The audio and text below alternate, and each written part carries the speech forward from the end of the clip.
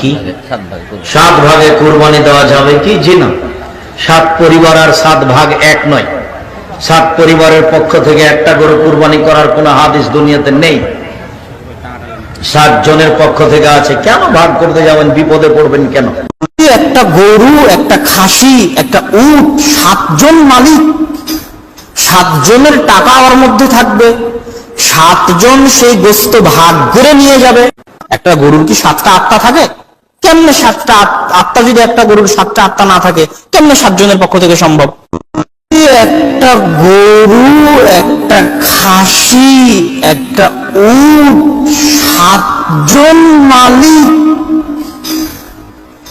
7 জনের টাকা ওর মধ্যে থাকবে, 7 জন সেই গোস্ত ভাগ করে নিয়ে যাবে।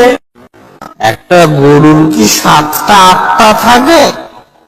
কেমনে 7টা আত্মা? যদি একটা গরুর 7টা আত্মা না থাকে, কেমনে 7 জনের পক্ষ থেকে সম্ভব?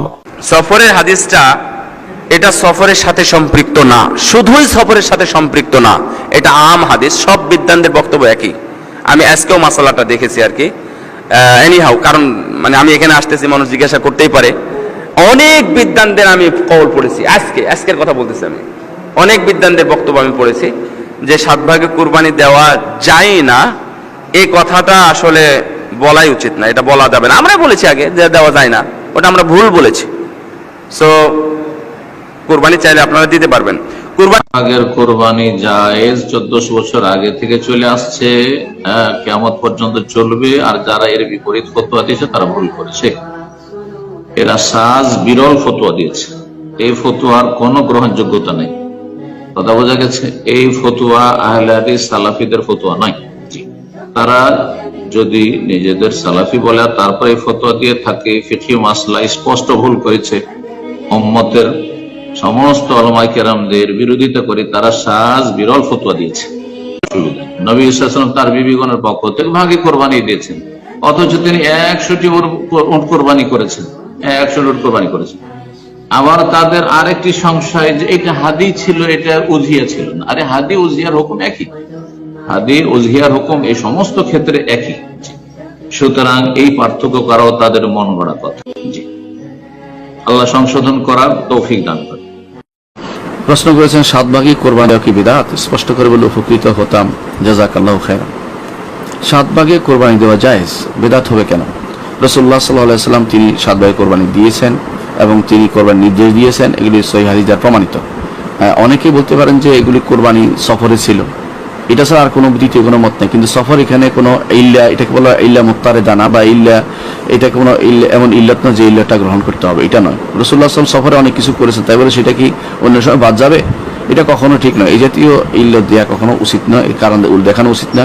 যুগ যুগ ধরে আলেমরা 7 ভাগে কোরবানি কথা বলে আসছে এবং এটা ইত্তেফাকি মাসালা। এখানে 2-1 মতভেদ কিছু যায় আসে না, বরং 7 ভাগে কোরবানি দেওয়া জায়েজ, কোনো সমস্যা নেই। 7 ভাগে দিতে পারবে, 6 ভাগে দিতে পারবে, 5 ভাগে দিতে পারবে, 4 ভাগে দিতে পারবে, 3 ভাগে দিতে পারবে, 2 ভাগে দিতে পারবে এবং পুরোটা একজনে দিতে পারবে। অর্থাৎ যদি সেই কোরবানি যদি গরু বা উট দেওয়া হয়, গরু মহিষ বা উট দেওয়া হয়, তখন তিনি 7 ভাগে কোরবানি দিতে পারবেন, কোনো সমস্যা নেই। কখনো কখনো বেজোড় হয়, কখনো জোড় হয়, কোনো সমস্যা নেই। বেজোড় হওয়া জরুরি না। অনেকে মনে করে বেজোড় হতে হবে, এটাও জরুরি না। কারণ জোড় বেজোড় এটা হচ্ছে অবস্থা অনুসারে। যদি বেজোড় করলে যদি কম হয়ে যায় দেয়াটা, তাহলে জোড় করাই তো উত্তম। 2 জনে দিতে পারলে 3 জনে দেওয়ার থেকে 2 জনে দেওয়াটা উত্তম। কারণ একটা যত বেশি আল্লাহর জন্য আপনি বড় জবে করবেন, খরচ করবেন, ততই আল্লাহ তাআলা, আপনি কষ্ট পাবেন কিন্তু আল্লাহ তাআলা খুশি হবেন। সেই জন্য এখানে বেজোড় করার জন্য একজন বাড়াই নিয়ে আপনি কমিয়ে ফেলতে হবে, এটা জরুরি নয়।